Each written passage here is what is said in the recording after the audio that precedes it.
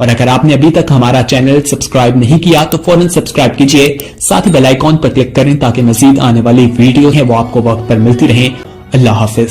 الحمد للہ وحدہ والصلاة والسلام علی من لا نبی بعدہ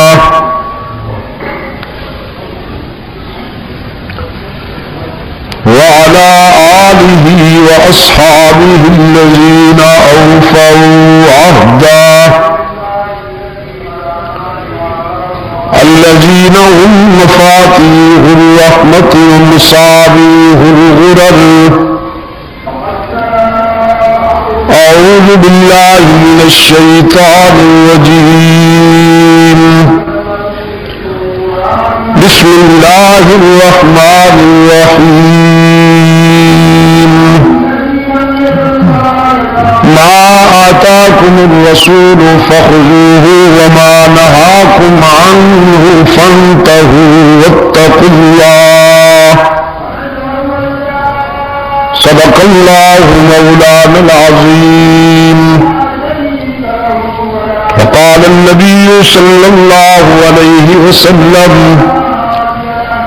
لا يؤمن أحدكم حتى يكون هواه تبعا لما جئت به وصدق رسوله النبي الأمي الكريم ونحن على ذلك من الشاهدين والشاكرين والحمد لله رب العالمين۔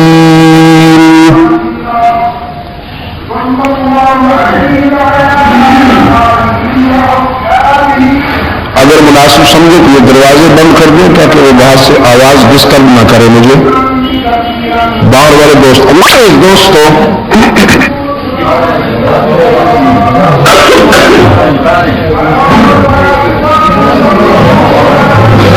آج 19 دسمبر 1986 ہم یہاں پشاور میں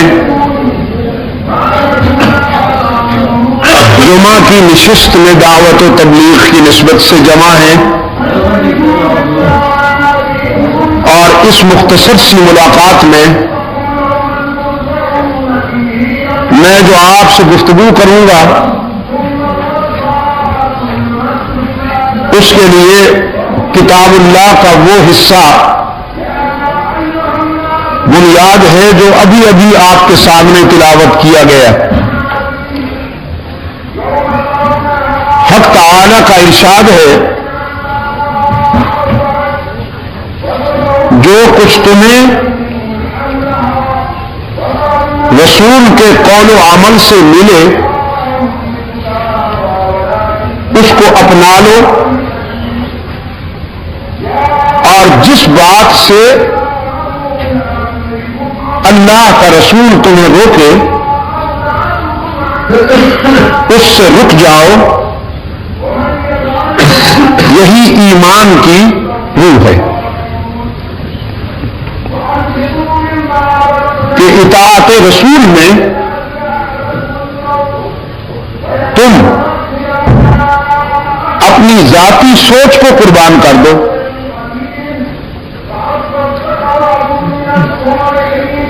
اللہ کے رسول صلی اللہ علیہ وسلم نے جو تمہارے لیے راستہ پسند کیا ہے وہی تمہارے لیے خیر کا راستہ ہے۔ جو تم سمجھتے ہو وہ اتنی خیر کا راستہ نہیں ہو سکتا جتنا کہ وہ راستہ خیر کا راستہ ہے جو تمہارے لیے اللہ کے رسول نے پسند فرمایا۔ جس بات کو تم نے اپنے لیے نقصان دہ سمجھا وہ بات تمہارے لیے اتنی نقصان دہ نہیں ہے جتنی تم سمجھتے ہو، بلکہ اصل میں نقصان دہ وہ بات ہے جو اللہ کے رسول نے تمہارے لیے نقصان دہ سمجھی۔ وہ ایک معیار قائم کر دیا قرآن کریم نے فرزندان اسلام کے لیے کہ اطاعت رسول میں صلی اللہ علیہ وسلم تمہیں اپنے جذبات اور احساسات کی قربانی دینی ہوگی، اور جب تک تم اپنے جذبات کی قربانی نہیں دو گے اس وقت تک اللہ کے رسول صلی اللہ علیہ وسلم کی اطاعت کا حق ادا نہیں ہو سکتا۔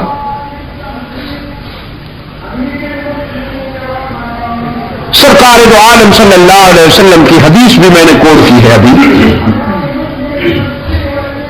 جس میں ارشاد ہوتا ہے تم میں سے کوئی شخص ایمان میں اس وقت تک کامیاب نہیں ہو سکتا، لا یؤمن احدکم حتی یکون ہواہ تبعا لما جئت بہ، جب تک کہ اس کی خواہشات اور اس کے جذبات میری منشا کے تابع نہ ہو جائیں، اس وقت تک تم میں سے کوئی شخص ایمان میں کامل نہیں ہو سکتا۔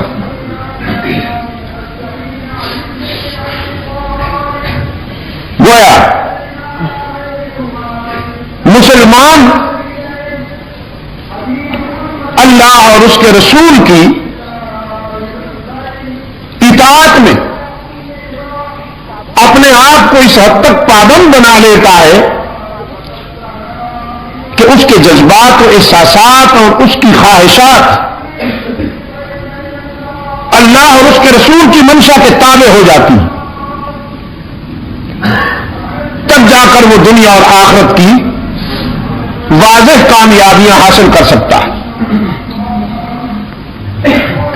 حضرات صحابہ کرام رضوان اللہ تعالی علیہم اجمعین جو اس امت میں سب سے بہتر جماعت ہے، سب سے کامیاب ترین لوگ ہیں، ان کی سیرت و کردار میں بھی جو بات نمایاں نظر آتی ہے وہ یہی ہے کہ انہوں نے اپنی خواہشات اور اپنے جذبات پر اللہ اور اس کے رسول کی منشا کو حاکم مانا۔ انہوں نے وہ نہیں کیا جو خود چاہتے تھے، انہوں نے وہ کیا جو اللہ اور اس کے رسول کی منشا تھی۔ اس سے ان کے ذوق میں ایسی تبدیلی آئی کہ وہ گویا اخلاق نبوی کے پرتو بن گئے، عکس کامل بن گئے۔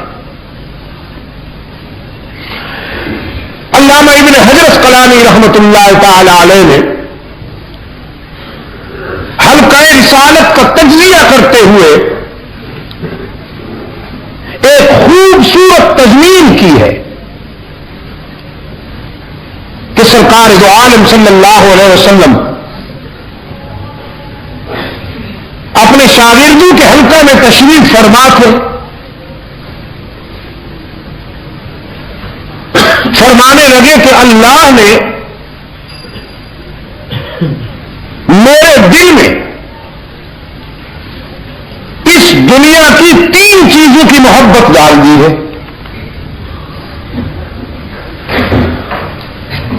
3 چیزوں کی محبت اللہ نے میرے دل میں ڈال دی ہے۔ صحابہ کرام رضوان اللہ تعالی علیہم اجمعین یہ معلوم کرنے کے لیے بے قرار ہو گئے کہ ہمارے آقا کو کون سی چیزیں پسند ہیں کہ ہم بھی انہیں چاہیں۔ یہ تو آپ جانتے ہیں کہ چاہنے والوں کے لیے محبوب کی پسند بھی محبوب ہوتی ہے، محبت کا تقاضا ہے، جب کسی سے محبت ہو جائے تو اس کی ہر ادا اچھی لگتی۔ فرمایا حبب الی من دنیاکم ثلاث، 3 چیزوں کی محبت اللہ نے میرے دل میں ڈالی ہے۔ الطیب والنساء وفی روایت والمرأة الصالحة وجعلت قرۃ عینی فی الصلاۃ،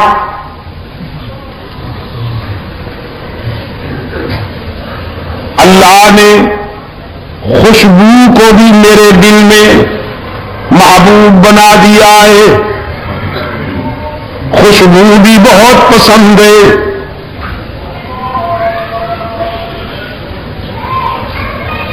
اور پھر یہ پسند اتنی بڑی کہ خوشبوئیں حضور کو چاہنے لگی۔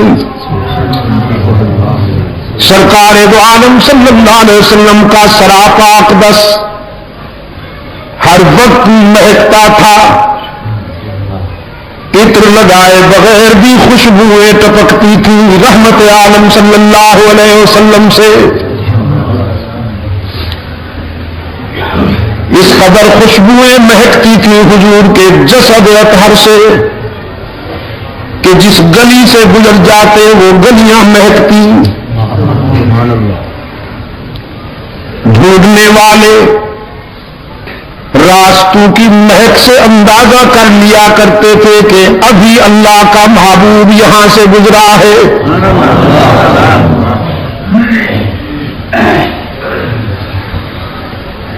فرمایا نیک رفیقہ حیات بھی مجھے بہت پسند ہے، وہ بیوی جو اللہ کے حق بھی ادا کرے اور خامد سے بھی وفا کا ذوق رکھنے والی ہو، جس کی جبین میں اللہ کے سجدے تڑپتے ہوں اور جس کے جذبات میں خامد سے وفا کے حرارے ہوں، عبادت میں اللہ سے وفا کرے، عفت میں خامن سے وفا کرے۔ وہ رفیقہ حیات بھی مجھے بہت پسند ہے۔ اور تیسری بات فرمائی نماز تو میری آنکھوں کی ٹھنڈک ہے، میرے دل کا سکون ہے، آنکھوں کا نور ہے اور میرے دل کا سرور ہے نماز۔ سیدہ عائشہ صدیقہ رضی اللہ تعالی عنہا فرماتی ہیں اللہ کا محبوب عابد بن کر جب نماز کے لیے کھڑے ہوتے تو کبھی کبھی یوں لگتا کہ ساری رات عبادت میں گزر جائے گی، آنکھوں میں آنسو ہوتے تھے، لبوں پر اس کی حمد و تسبیح ہوتی تھی، اور عاجزی کا یہ عالم کہ دیکھنے والوں کو رحم آتا تھا رسول اللہ کی عاجزی اور تواضع پر۔ ہم تو اکڑ کے کھڑے ہوتے ہیں نا، کبھی وہ کھجلی ہو رہی ہے کبھی وہ کھجلی ہو رہی ہے۔ اور سیدہ عائشہ صدیقہ رضی اللہ تعالیٰ عنہا فرماتی ہیں دیکھنے والوں کو رحم آیا کرتا تھا رحمت للعالمین کی عاجزی پر۔ قیام اتنا طویل کہ ہم سوچتے شاید پوری رات قیام میں گزر جائے گی، رکوع اتنا طویل، خیال آتا کہ شاید پوری رات رکوع میں گزر جائے گی، پھر سجدہ اتنا طویل، گمان ہوتا کہ شاید پوری رات سجدے کے حالت میں گزر جائے گی۔ ایک رات شب بھر آنکھیں برستی رہی، روتے رہے اور قرآن کریم کی یہ آیت بار بار دہراتے رہے ان تعذبہم فإنہم عبادک، ان تعذبہم فإنہم عبادک۔ میرے معبود اگر تو میری امت کے گناہگاروں کو سزا دینے لگے، ان کی خطاؤں پر ان کی گرفت کر لے، ان کے گناہوں کی سزا دینے لگے، تو تو تجھ سے کون پوچھنے والا ہے؟ تجھے کون روکنے والا ہے؟ بندے جو تیرے ہیں، اگر ان کو ان کی خطاؤں پر تو گرفت کر لے تو بھی تجھے روکنے والا کوئی نہیں۔ وَإِن تَغْفِرْ لَهُمْ، اور اگر میرے آنسو کی لاج رکھتے ہوئے تو انہیں معاف کر دے تو بھی تجھ سے پوچھنے والا کوئی نہیں۔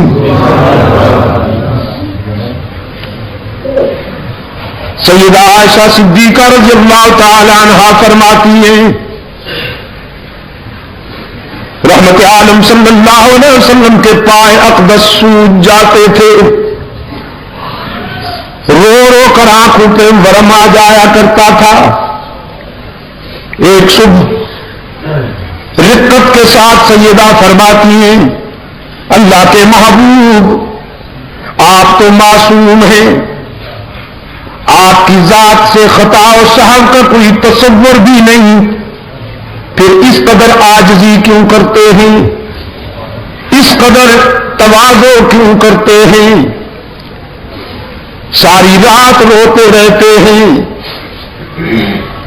رحمت عالم صلی اللہ علیہ وسلم نے فرمایا، افلا اکون عبدا شکورا،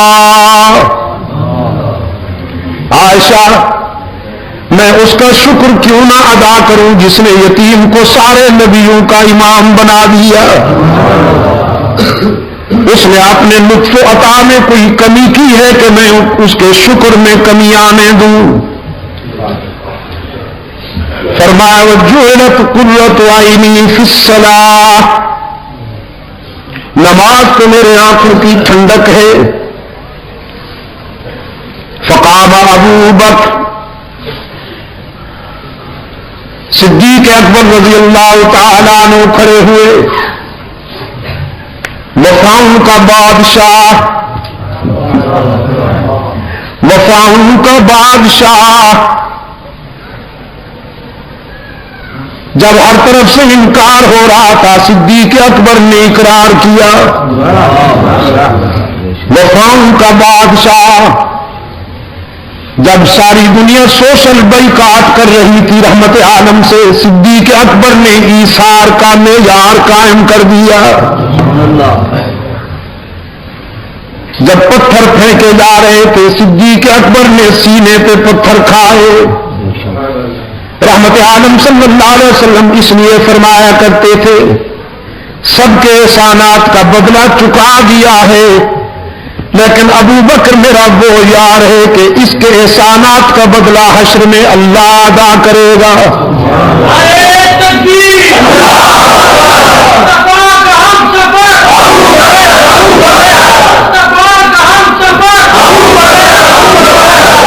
فقام ابو بکر، صدیق اکبر رضی اللہ تعالیٰ عنہ کھڑے ہوئے،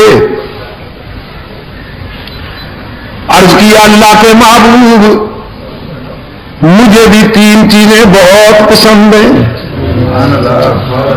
مجھے بھی تین چیزیں بہت پیاری لگتی ہیں۔ فاروق اعظم رضی اللہ تعالیٰ عنہ فرماتے ہیں، ہم نے اپنے خیالات میں تین پسندیدہ چیزیں تلاش کرنا شروع کی کہ ابو بکر نے جب حضور کے بعد اپنی پسند کی تین چیزیں بیان کرنی ہیں تو ہم بھی کریں، اور فاروق اعظم فرماتے ہیں میری خواہش تھی کہ پیغمبر کے بعد میری پسند سب سے اعلیٰ ہو، افضل ہو، لیکن صدیق اکبر رضی اللہ تعالیٰ عنہ نے اپنے آقا کے اشارے پر جب تینوں چیزیں بیان کی ہیں تو صحابہ کرام اللہ اکبر کہہ کر مان گئے کہ پیغمبر کے بعد ابو بکر کا مقابلہ کوئی نہیں کر سکتا۔ سرکار دو عالم صلی اللہ علیہ وسلم نے فرمایا ابو بکر بتاؤ تمہیں کیا پسند ہے؟ عرض کیا النظر الی وجہک،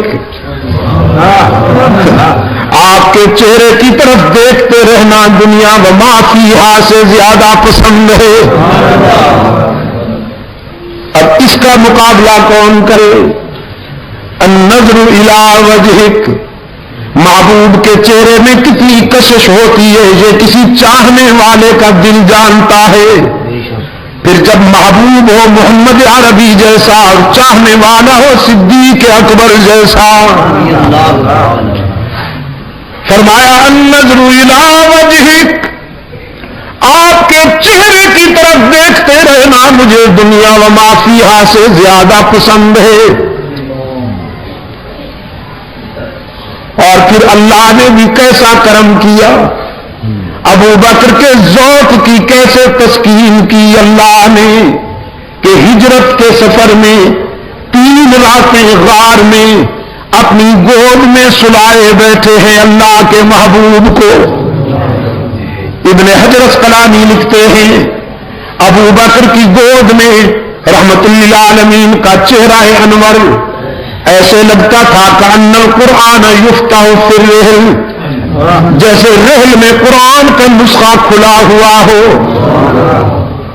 اور صدیق اکبر نے اس عاشق صادق نے تنہا یہ نظارے حاصل کیے. کبھی کبھی کیفیت میں فاروق اعظم صدیق اکبر رضی اللہ تعالیٰ عنہ سے عرض کیا کرتے تھے میری ساری زندگی کا جہاد لے لو، ساری زندگی کی ریاضت لے لو، ساری زندگی کی نوافل لے لو، ساری زندگی کے صدقے لے لو، ساری زندگی کی خیرات لے لو، ساری نیکیاں لے لو، اور ہجرت والی رات میں غار میں جو 3 راتیں بھی تو نے اللہ کے معبود کے ساتھ گزاری ہیں وہ مجھے دے دو. صدیق اکبر فرمایا کرتے تھے ابو بکر یہ تو اللہ کی تقسیم ہے، وہ جسے چاہتا ہے نوازتا ہے.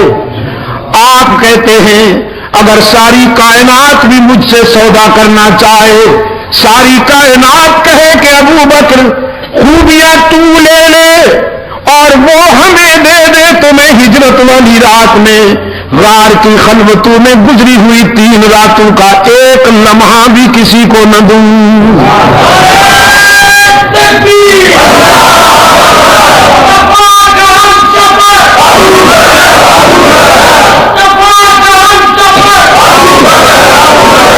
نظر الی وجہک، آپ کے چہرے کی طرف دیکھتے رہنا دنیا و ما فیہا سے زیادہ پسند ہے.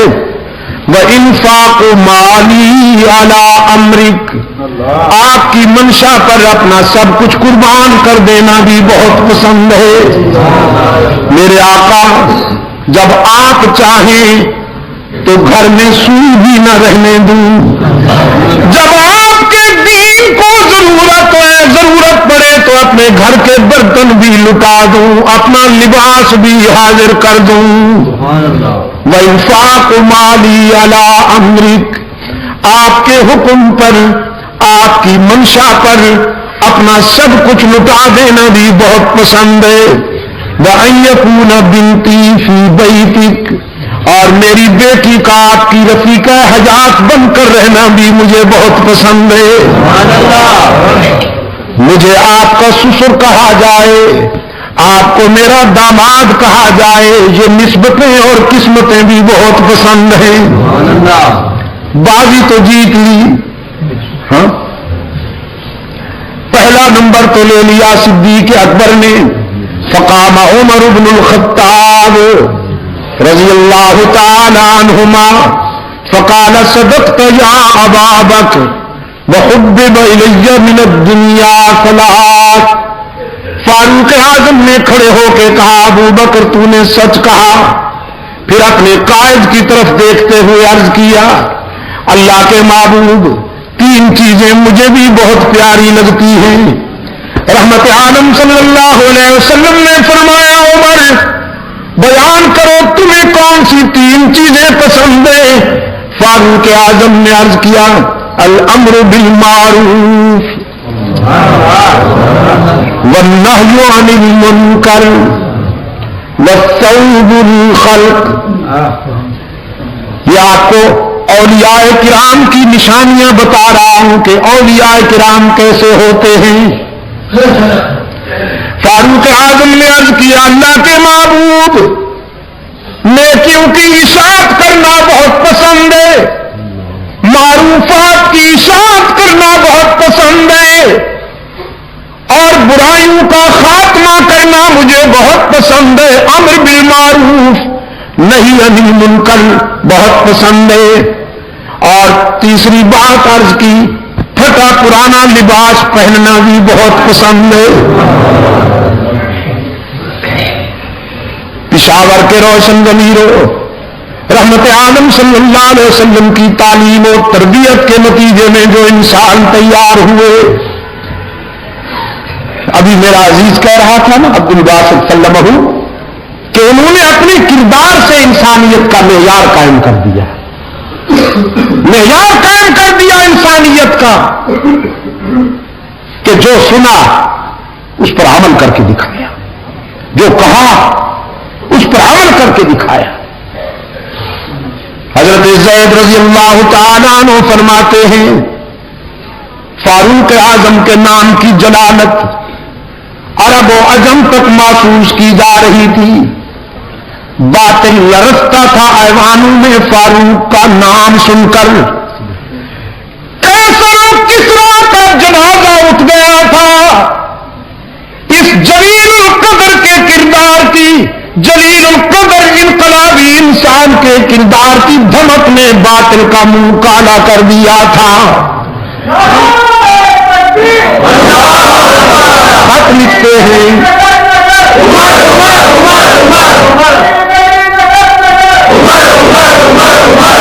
خط لکھتے ہیں تو دریا تعمیل کرتے ہیں، پیغام دیا تو ہواؤں نے تعمیل کی، پانی کا چلو پھینکا تو آگ بجھ گئی، کانپتی ہوئی زمین پر ٹھوکر ماری تو زلزلہ تھم گیا۔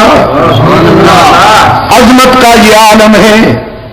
اور پھر حضرت زید فرماتے میں نے اسی عمر کے کرتے پہ 17 پیوند شمار کیے، 17 ٹاکیاں لگی ہوئی تھی، اس کندھے سے اس کندھے تک 4 ٹاکیاں کپڑے پر چمڑے کی لگی ہوئی تھی،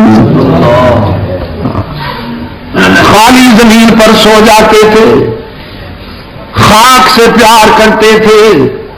میں نے رات کہا تھا نا قصہ خانی میں بت شکنی سے پہلے خود شکنی ضروری ہے، بت شکنی سے پہلے خود شکنی ضروری ہے۔ جب تک آپ اپنی ذات پر فتح حاصل نہیں کریں گے اس وقت تک کائنات کے رموز کو بھی آپ نہیں سمجھ پائیں گے۔ فقام عثمان بن عفان رضی اللہ تعالیٰ عنہ، حضرت عثمان بن عفان رضی اللہ تعالیٰ عنہ کھڑے ہوئے، فقال صدقت یا عمر، عرض کیا عمر آپ نے سچ کہا ہے۔ پھر اپنے قائد کی طرف دیکھتے ہوئے عرض کیا وَحُبِّبَ إِلَيَّ مِنَ الدُّنْيَا ثَلَاث، 3 چیزیں مجھے بھی بہت پیاری لگتی ہیں۔ رحمت عالم صلی اللہ علیہ وسلم نے عثمان کی طرف پیار کی نگاہوں سے دیکھا، دیکھتے بھی بڑے پیار کی نگاہوں سے تھے اپنے عثمان کو۔ کبھی کبھی فرماتے تھے عثمان میرا وہ رضاکار ہے کہ جب یہ فرش پہ چلتا ہے تو اللہ کے فرشتے عرش پر اس سے حیا کرتے ہیں۔ بڑے پیار سے دیکھا عثمان کی طرف، فرمایا تمہیں کیا پسند ہے عثمان؟ عثمان ابن عفان رضی اللہ تعالیٰ عنہ نے فرمایا اللہ کے محبوب اطعام الجیعان وکسوۃ العریان وتلاوۃ القرآن۔ نعرہ تکبیر،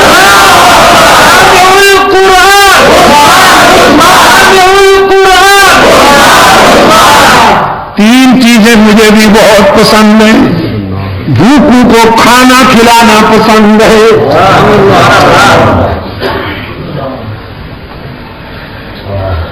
نادار اور کمزور لوگوں کو نیا لباس پہنانا پسند ہے، اور یہ وہ خوبیاں ہیں عثمان کی کہ زمانہ اسلام سے پہلے بھی عثمان کے دسترخوان پر بے شمار بھوکے کھانا کھاتے تھے۔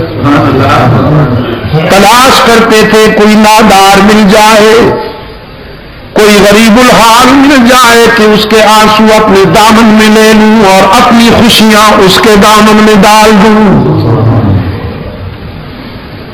اس وجہ سے عثمان ابن عفان کی مقبولیت کا یہ عالم تھا کہ زمانہ اسلام سے پہلے بھی عورتیں جب اپنے بچوں کو سلاتی تھیں، لوریاں دیتی تھیں، تو اپنے بچوں سے کہتی تھی سو جا میرے لال، میں تجھ سے اس طرح پیار کرتی ہوں جیسے قریش عثمان ابن عفان سے پیار کرتے ہیں۔ فرمایا اطعام الجیعان، بھوکوں کو کھانا کھلانا پسند ہے۔ یہ میں آپ کو اس لیے نہیں سنا رہا میرے عزیز دوستوں کہ آپ سنیں اور مزے لے لیں اور بس پھر بھول جائیں، میں اس لیے آپ کے دلوں میں یہ سچائیاں اتار رہا ہوں کہ اللہ آپ میں بھی یہ اخلاقی خوبیاں پیدا کرے۔ سرکار دو عالم صلی اللہ علیہ وسلم نے فرمایا اس نیک آدمی سے کہہ دو جو ساری رات عبادت کرتا ہے، تسبیح ہاتھ میں رکھتا ہے، ہر سال حج پہ جاتا ہے، عمرے بھی ادا کرتا ہے، ذکر و فکر میں محو رہتا ہے، لیکن جو رات کو پیٹ بھر کر سو جائے اور اس کے پڑوس میں کوئی انسان بھوکا تڑپتا رہے، رحمت اللہ عالمین صلی اللہ علیہ وسلم نے فرمایا اس عابد شب زندہ دار سے کہہ دو کہ وہ ہم میں سے نہیں، ہم اس میں سے نہیں۔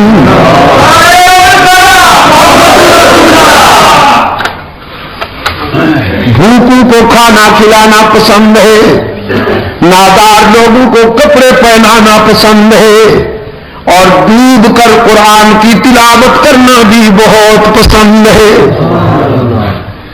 لاج رکھی عثمان نے، لاج رکھی اپنی پسند کی، جب تک جیتے رہے فیاضی کا دریا بھی بہتا رہا، سخاوت کا سمندر بھی موج زن رہا، اور پھر آخری وقت عثمان نے قرآن کا دامن نہیں چھوڑا، قرآن نے عثمان کو تنہا نہیں رہنے دیا۔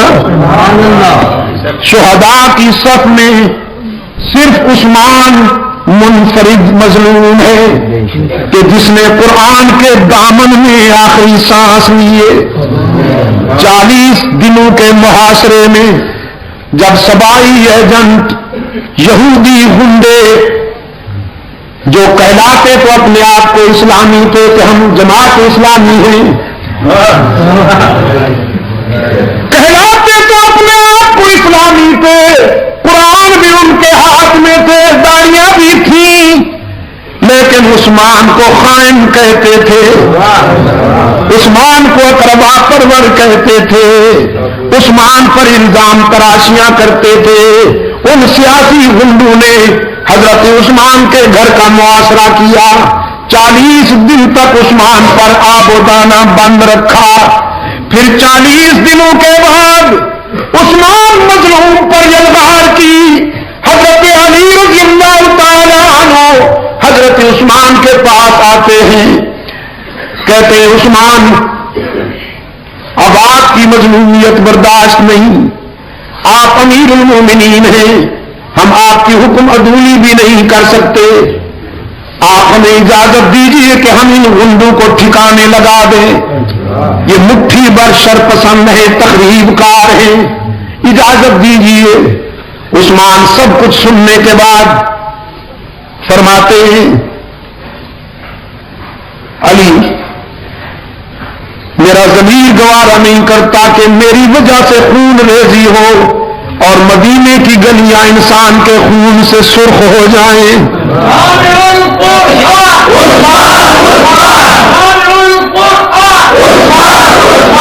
حضرت علی فرماتے ہیں امیر المومنین کتنے دنوں سے آپ کو بھوکا رکھا گیا ہے، پیاسا رکھا گیا ہے؟ عثمان فرماتے ہیں علی بھائی آج تو پیاسا نہیں ہوں، آج تو سارے دکھ دور ہو گئے، آپ کے آنے سے کچھ دیر پہلے غنودگی کی کیفیت تھی، بے خودی کا عالم تھا، خواب میں رحمت للعالمین مسکراتے ہوئے ملے، رحمت عالم صلی اللہ علیہ وسلم نے فرمایا عثمان دو راستے ہیں ان میں سے ایک چن لو. ایک راستہ یہ ہے کہ اپنے دشمنوں کے لیے بد دعا کرو وہ ہلاک ہو جائیں زمین پھٹے گی اور غرق ہو جائیں. اور دوسرا راستہ ہے صبر والا. دوسرا راستہ ہے صبر والا. پہلا راستہ ہے جذبات والا اور دوسرا راستہ ہے صبر والا. تو اگر صبر کرو روزہ رکھا ہوا ہے آپ نے افطاری ہمارے ہاں عالم برزخ میں آ کے کرنا. حضرت عثمان نے فرمایا میں نے اپنے آقا سے کہہ دیا ہے حضور میں دوسرا راستہ پسند کرتا ہوں صبر کروں گا. آپ دعا فرمائیں کہ اللہ مجھے صبر کے مرحلے میں کامیاب کر دے. رحمت عالم صلی اللہ علیہ وسلم نے سینے سے لگا لیا. حضرت عثمان فرمانے لگے میرے سینے پر حضور اکرم صلی اللہ علیہ وسلم نے پیار کا ہاتھ رکھا ساری پیاس دور ہو گئی. میں اب تک دل کی گہرائیوں میں حضور کے ہاتھ کی ٹھنڈک محسوس کر رہا ہوں.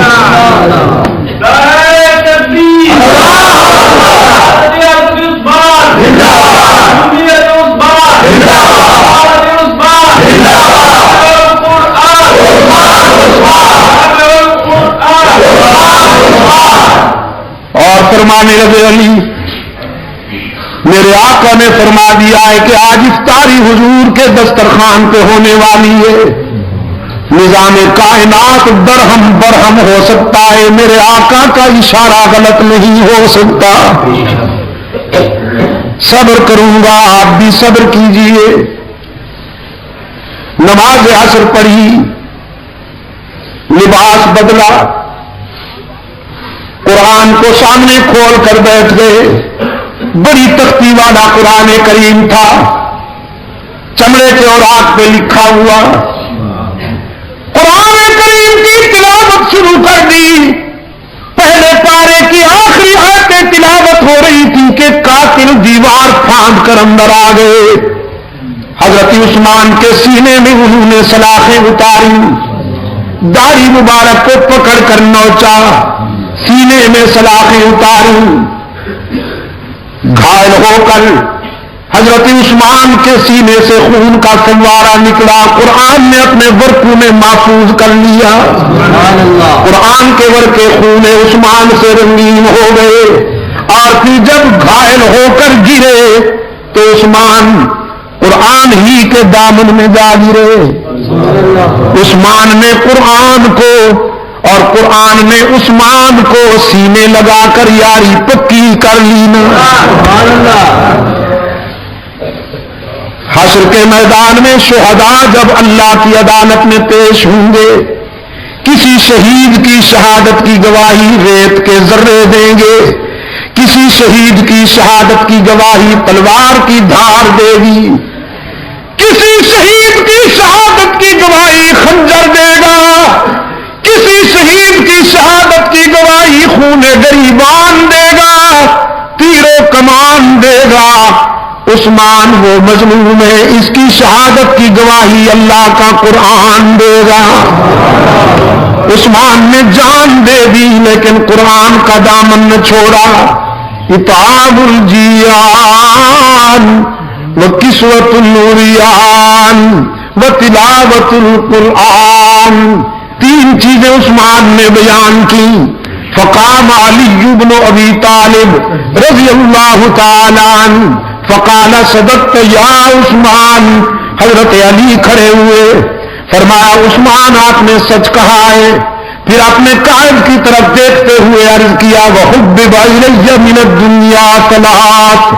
اللہ کے محبوب مجھے بھی تین چیزیں بہت پسند ہیں. رحمت عالم صلی اللہ علیہ وسلم نے شفقت کی نگاہوں سے اپنے پیارے علی کو دیکھا. فرمایا علی بیان کرو تمہیں کیا پسند ہے. عرض کیا الخدمت للضعیف والضرب بالسیف والصوم فی الصیف، مہمان کی خدمت کرنا بھی بہت پسند ہے، راہ حق میں تلوار چلانا بھی بہت پسند ہے، اور شدید گرمیوں میں روزے رکھنا بھی بہت پسند ہے۔ نعرہ تکبیر، چمن چمن کلی کلی، چمن چمن کلی کلی، مہمان آ جائے میرے گھر میں تو جی چاہتا ہے جو کچھ گھر میں ہو دسترخوان پہ رکھ دوں، میدان کارزار میں جی چاہتا ہے کہ کفر کی صفیں الٹ کے رکھ دوں، اور شدید گرمی میں اللہ کو راضی کرنے کے لیے روزے رکھ کر اپنے نفس کو مغلوب کرنا بھی میری چوائس ہے اور میرا ذوق ہے۔ علی کے روزے، کھجور کا دانہ پانی پی کر سحری کر لی، اور پھر نان جنی سے افطاری کر لی۔ ہماری سحریاں اور ہماری افطاریاں، اللہ اکبر، سحری اتنی بھرپور کہ افطاری تک کھانے کو کچھ جی نہ چاہے، پھر افطاری اتنی بھرپور کہ سحری تک کچھ طلب ہی نہ رہے۔ اللہ قبول فرما لے۔ رمضان تو آتا ہے روحانیت کی تعمیر کے لیے کہ ذرا باڈی کلوز ہو جائے، روح میں طاقت آ جائے۔ ہم رمضان میں بھی جسم کو پالتے ہیں، باڈی پلتی ہے ہماری، ورنہ حضرت علی رضی اللہ تعالیٰ عنہ کی افطاری کا یہ عالم ہے۔ افطاری تیار ہو رہی ہے، نان جمی تیار ہو رہا ہے، سیدہ فاطمہ کے ہاتھ روٹیاں بنا رہے ہیں۔ افطاری کا وقت قریب آ گیا، ایک ایک روٹی سب کے آگے رکھی ہے۔ باہر دستک ہوئی، انا ابن السبیل، مسافر ہوں، سوالی کی آواز آئی۔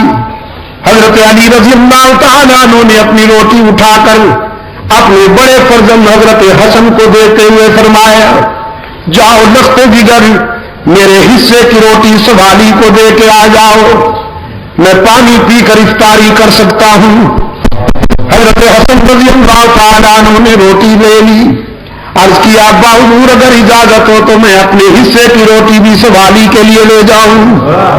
فرمایا سبحان اللہ، اس میں اجازت کی کون سی بات ہے۔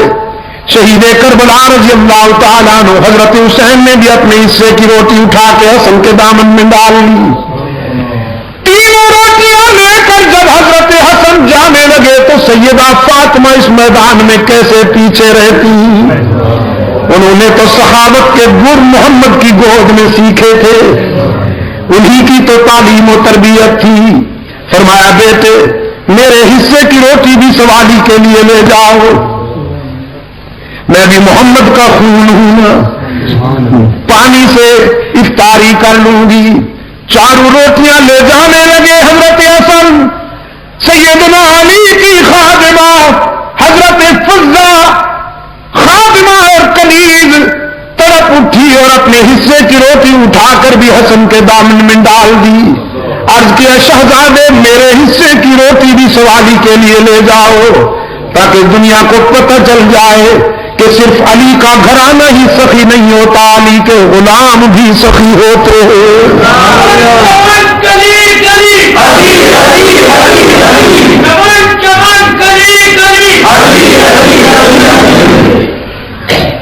فرمایا تین چیزیں مجھے بھی پسند ہیں، مہمان کی خدمت کرنا بہت پسند ہے، راہ حق میں شمشیر چلانا بھی بہت پسند ہے، اور گرمی میں روزے رکھنا بھی بہت پسند ہے۔ ابن حجر اسقلانی لکھتے ہیں فَبَيْنَاهُمْ إِذْ جَاءَ جِبْرَائِیل، یہ باتیں ہو رہی تھی کہ جبرائیل امین آئے، فَقَالَ أَرْسَلَنِي اللَّهُ تَعَالَى لَمَّا سَمِعَ مَقَالَتَكُمْ، اللہ کے محبوب یہ مذاکرہ فرش پہ ہو رہا تھا، اللہ نے مجھے عرش سے بھیجا ہے کہ میں بھی اس مذاکرے میں شامل ہو جاؤں۔ تین چیزیں اپنی بھی بیان کرنے آیا ہوں اور تین چیزیں اللہ کی پسند کی بھی بیان کرنے آیا ہوں۔ فرمایا ان کنتم من اہل الدنیا، اگر میں دنیا والوں میں سے ہوتا تو پھر سنیے 3 چیزیں میری بھی پسند کی ہیں. ارشاد الظالمین، گم کردہ راہوں کو سیدھے راہ پہ ڈالنا پسند ہے. جن سے راستہ کھو جائے انہیں صراط مستقیم پر لگانا پسند ہے. ومعاملۃ اہل عیال الموسرین، ارشاد الظالمین ومعاملۃ اہل عیال الموسرین والحب للغرباء القانتین. 3 چیزیں بہت پسند ہیں: گمراہوں کو راہ راست پہ لگانا اور ان غریبوں سے دوستی کرنا جن کی جیب تو خالی ہو لیکن ضمیر محفوظ ہو. کمال تشنگی میں بھی جگر کا خون پی لے پر کسی کے سامنے دستے دلت دراز نہ کرے. یہ عسرت اور یسرت عزیز دوستو، غربت اور ثروت دونوں آزمائشیں ہیں. کبھی حق تعالی جیب بھر کے امتحان لیتے ہیں، کبھی خالی کر کے امتحان لیتے ہیں. کبھی سب کچھ دے دیتے ہیں یہ دیکھنے کے لیے کہ یہ اکڑتا ہے، میری دی ہوئی نعمتوں پر شکر کرتا ہے یا اکڑتا ہے. اپنے بندوں کا امتحان لیتے ہیں، جیب بھر دیتے ہیں. اور کبھی جیب خالی کر لیتے ہیں یہ دیکھنے کے لیے کہ مجھ سے مانگتا ہے یا لوگوں کے دروازوں کے گداگر بن کے جاتا ہے. کامیاب ہونے والے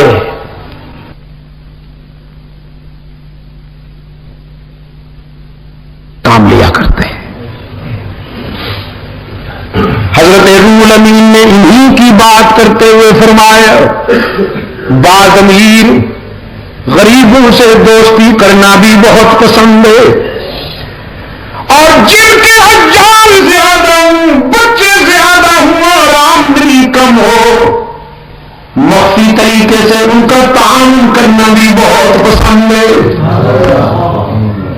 مخفی طریقے سے تاکہ ان کی عزت نفس مجروح نہ ہو. وہ رات کو سو جائیں، میں ان کے گھر میں غلے کی بوریاں ڈال آؤں، صبح یہ بھی پتہ نہ چلے کہ کون ڈال گیا تھا. کیونکہ کوئی عزت نفس والا، کوئی خوددار انسان کیوں کسی سے لے؟ کیا کہا اقبال نے کہ منعم کو گدا کے ڈر سے بخشش کا نہ ہو یارا. جزاک اللہ. منعم کو گدا کے ڈر سے بخشش کا نہ ہو یارا. یہ ہے مومن کی خودداری اور اس کی عزت نفس، سیلف ریسپیکٹ. کہ اس کو کوئی دینا بھی چاہے تو اس کی عزت نفس کے ڈر سے نہ دے سکے کہ کہیں یہ ٹھکرا نہ دے. تو تو کون ہے مجھ کو دینے والا؟ میں تو اللہ سے دینے والا ہوں. کسی بندے سے لینا میری عزت نفس کی توہین ہے. کہ منعم کو گدا کے ڈر سے بخشش کا نہ ہو یارا. ان لوگوں کا تعاون کرنا پسند ہے. 3 چیزیں روح الامین نے بیان کی.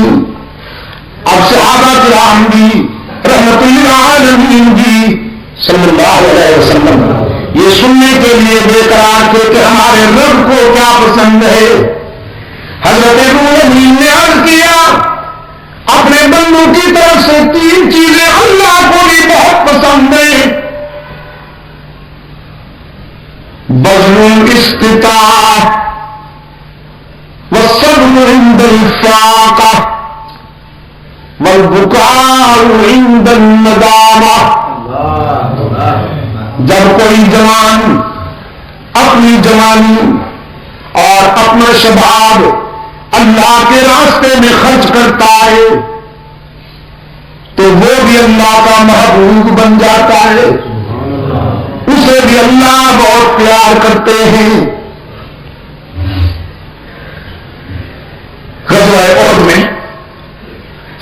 دو عالم صلی اللہ علیہ وسلم کے قریب ایک من چلا سا نوجوان آیا.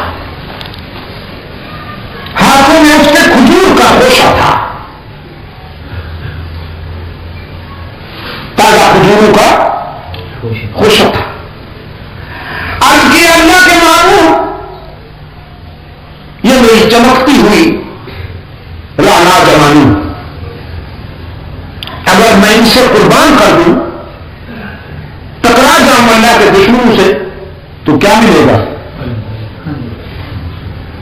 رحمت عالم صلی اللہ علیہ وسلم نے فرمایا اللہ کی خوشنودی اور اس کی مسکراہٹ ملے گی.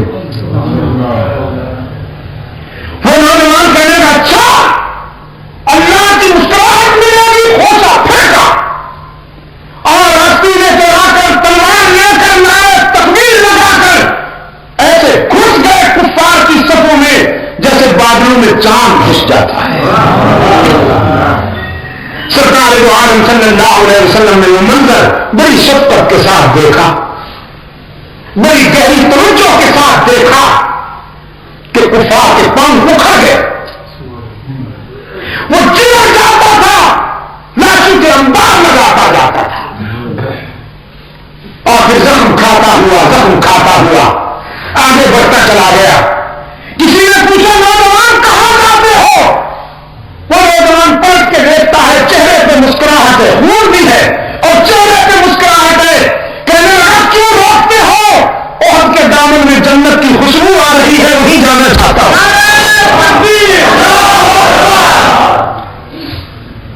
اور اسی جذبے کے ساتھ جان دے ڈالی اس نے.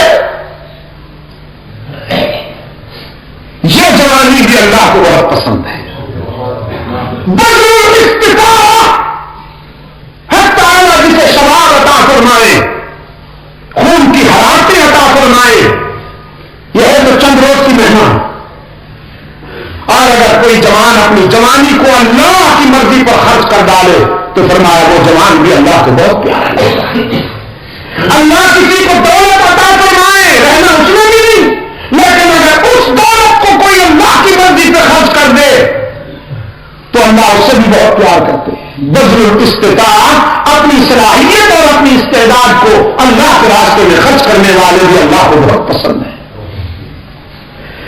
دوسرے نمبر پہ تنگ دستی میں صبر کرنے والے بھی اللہ کو بہت پسند ہیں. رب العالمین جن لوگوں کو تنگ دستی اور عسرت کے انداز میں آزمائے, اس آزمائش میں وہ ثابت قدم رہے, اللہ کے سوا کسی کے آگے دامن نہ پھیلائیں, صبر سے کام لیں. تو فرمایا یہ صبر کرنے والے غریب بھی اللہ کو بہت پسند ہیں. والبکاء عند الندامہ, اور اپنے گناہوں پہ شرمندہ ہو کر رونے والے گناہگار بھی اللہ کو بہت پسند ہیں. سرکار دو عالم صلی اللہ علیہ وسلم نے فرمایا 2 قطروں پہ جہنم کی آگ حرام ہے. 2 قطروں پہ قطرتان, 2 قطروں پہ جہنم کی آگ حرام ہے. ایک شہید کے جسم سے ٹپکنے والا خون کا قطرہ حرام ہے, جہنم کی آگ اس پر بھی. اور دوسرا گناہگار کی آنکھ سے احساس ندامت میں بہنے والا آنسو حرام ہے, اس پر بھی جہنم کی آگ. کبھی روکے تو دکھائیے اللہ کے حضور, کبھی آنسو بہا کے تو دکھائیے. کتنے پیار سے فرمایا قال ربكم ادعوني استجب لكم ان الذين يستكبرون عن عبادتي سيدخلون جهنم داخرين. میرے بندوں کو کہہ دیجئے میرے محبوب, اللہ کی رحمت تمہاری پکار کا انتظار کرتی ہے. کبھی اس کو پکارو تو صحیح, اپنی زندگی کی ساری خطائیں جمع کر کے لے جاؤ، وہ تمہاری خطاؤں کا تمہیں تانا بھی نہیں دے گا، معاف کر دے گا۔ کتنے پیار سے فرمایا نبی عبادی انی انا الغفور الرحیم، میرے خطا کار بندوں سے کہیے اگر تمہارے گناہ بہت ہیں تو میری رحمت کا بھی کوئی ٹھکانا نہیں، اپنی ساری زندگی کے گناہ جمع کر کے لاؤ، میرے در پہ زمین و نیاز جھکاؤ، طلب کا دامن پھیلاؤ، ندامت کے اشک بہاؤ، میرے لطف و کرم کو آزماؤ تو صحیح، تمہارے آنے میں دیر ہے، میرے راضی ہونے میں دیر نہیں ہوگی۔ پشاور والو باقی جہاں جاؤ گے لوٹے جاؤ گے، یاد کرنا باقی جہاں جاؤ گے لوٹے جاؤ گے۔ یار لوگوں نے دکانیں سجا رکھی ہیں، جھنڈیاں لہرا رکھی ہیں، زلفیں بڑھا رکھی ہیں، چادریں چڑھا رکھی ہیں، بزرگوں کی قبروں پر چادریں چڑھا رکھی ہیں، اور تھیوری یہ ہے، فلسفہ یہ ہے، کچھ لے کے آؤ گے تو کچھ لے کے جاؤ گے، خالی ہاتھ آؤ گے تو خالی ہاتھ جاؤ گے۔ اور نادان لوگوں کو، سادہ نو لوگوں کو یہ باور کرایا جاتا ہے میاں تم تو بہت گناہگار ہو، اللہ تمہاری نہیں سنتا۔ یہ اللہ کے پیارے ہیں، تمہاری ان کے آگے، ان کی اللہ کے آگے، کیونکہ تمہاری سنتا نہیں اور ان کی ٹھکراتا نہیں، ڈائریکٹ نہیں سنتا، انڈائریکٹ سنتا ہے، ڈائریکٹ نہیں سنتا، وہ انڈائریکٹ سنتا ہے۔ قرآن پاک میں فرمایا قال ربکم ادعونی استجب لکم، قرآن کہتا ہے ڈائریکٹ سنتا ہے، یہ فنکار کہتے ہیں نہیں۔ کیوں؟ اس لیے کہ اگر بندے ڈائریکٹ اللہ سے مانگنا شروع کر دیں تو ان کا کیا بنے گا؟ یہ بروکر جو بیٹھے ہوئے آخر بیچارے ان کا بھی دھندا کاروبار ہے، کچھ مرید آئیں گے تو نظرانہ ملے گا نہیں، سب لوگ اپنے اپنے گھروں میں مسلے بچھا کر اللہ سے مانگنا شروع کر دیں تو ان کا کیا بنے گا؟ سارا اختلاف یہی تھا مکہ والوں کو سرکار دو عالم صلی اللہ علیہ وسلم سے، وہ کہتے تھے آپ ہماری انکم کو روز کرتے ہیں، آخر یہ بھی تو اللہ کے پیارے ہیں، ما نعبدهم الا ليقربونا الى الله زلفى، ہم تو اللہ کے پیاروں سے جا کر مانتے ہیں کیونکہ یہ اللہ کے پیارے ہیں، ہماری سنتا نہیں اور ان کی ٹھکراتا نہیں۔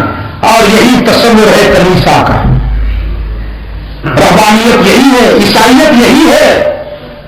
عیسائی کہتے ہیں کلیسا میں آؤ پادری کو خوش کرو، اور پادری تمہاری بات اللہ سے منوائے گا، ادروائز تمہاری کوئی بات نہیں مانی جائے گی۔ اسلام کہتا ہے نہیں، اللہ سے ملنا ہے تو ترکوں کے سہارے کی ضرورت نہیں، یہاں ایکسچینج کا چکر ہی نہیں ہے، ڈائریکٹ ڈائرنگ ہے، جب چاہو جہاں چاہو اللہ سے رابطہ قائم کر لو۔ بیت اللہ شریف پر جو غلاف ہے اس کے قرآن کریم کی یہ آیت موٹے حروف کے ساتھ لکھی ہوئی ہے، دور سے نظر آتی ہے، فرمایا من یعمل سوءا او یظلم نفسہ، من یعمل سوءا او یظلم نفسہ ثم یستغفر اللہ یجد اللہ غفورا رحیما۔ جس نے زندگی کے سفر میں بہت ٹھوکریں کھائی ہوں، بہت خطائیں سرزد ہوئی ہوں، لیکن جب شرمندہ ہو کر اللہ کے در پہ آئے گا تو اللہ کو روٹا ہوا نہیں پائے گا، مہربان پائے گا۔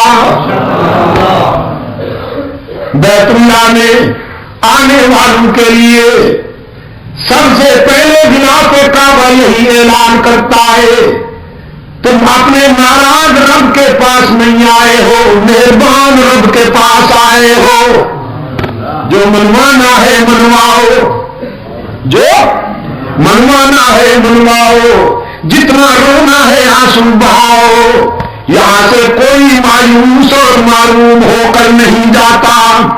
دنیا والوں سے مانگا جائے تو ناراض ہوتے ہیں، نہ مانگا جائے تو خوش ہوتے ہیں، لیکن رب العالمین کے دربار کا ضابطہ یہ ہے، جو نہ مانگے اس سے ناراض ہوتے ہیں، مانگنے والوں سے خوش ہوتے ہیں۔ فرمایا اذا سألك عبادی انی فانی قریب، میرے محبوب میرے بندے آپ سے جب میرا پتہ پوچھیں کہ رب سے ملنا ہے کہاں ملے گا تو بتا دو انہیں انی قریب، میں تو تمہارے قریب رہتا ہوں۔ الہ العالمین کتنا قریب ہے تو، بڑی ہستیاں تو غریبوں سے دور بستی ہیں، بڑی ہستیوں کی بستیاں تو غریبوں سے دور ہوا کرتی ہیں۔ رب العالمین نے فرمایا میں بڑا تو ساری کائنات سے ہوں، لیکن میں نے کہیں دور محل نہیں بنایا، کہیں دور کوٹھی نہیں بنائی۔ نحن اقرب الیہ من حبل الورید، میں تو تیرے وسط قلب میں رہتا ہوں، دل کی گہرائیوں میں رہتا ہوں۔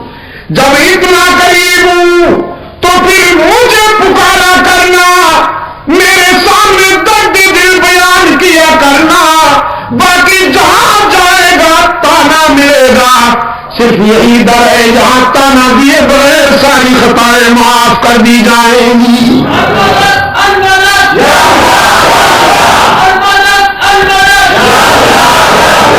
حدیث قدسی ہے، سرکار دو عالم صلی اللہ علیہ وسلم نے فرمایا ہے میرا رب کہتا ہے جب کوئی برا گناہگار میرے در پہ روتا ہوا آئے جس کے نامہ اعمال میں ایک بھی خوبی نہ ہو، ساری زندگی بغاوت میں گزار دی، شباب کا نشہ تھا، جوانی کا غرور تھا، دولت کی مستی تھی، برادری اور پارٹی کی ترنگ تھی، رگوں میں گرم گرم خون کی روانی تھی، بغاوت میں زندگی گزار دی، لیکن اب زندگی کی شام ہو گئی، آنکھوں سے بینائی چلی گئی، کان سے سماعت چلی گئی، زبان لڑکھڑانے لگی، دماغ شل ہو گیا، کمر جھک گئی، ہاتھوں پاؤں میں لرزہ طاری ہو گیا، بالوں میں سفیدی اتر آئی، بیماریوں نے یلغار کر دی، معدہ کچھ ہضم نہیں کرتا، اور سب سے بڑا المیہ جیب خالی ہو گئی، اولاد پرواز کر گئی، لوگوں نے بھی نگاہیں پھیر لی، ساری دنیا سے ٹھکرایا ہوا یہ بوڑھا نشان عبرت بن کر اللہ کے در پہ آتا ہے اور خالی ہاتھ آتا ہے، اللہ کے حضور آ کر اشک بہاتا ہے کہ تنگ دستی کے جو عالم میں میں گھبراتا ہوں۔ یہ بھی کسی کسی کی قسمت ہوتی ہے کہ وہ اپنے در پہ بلا لے، تنگ دستی کے جو عالم میں میں گھبراتا ہوں،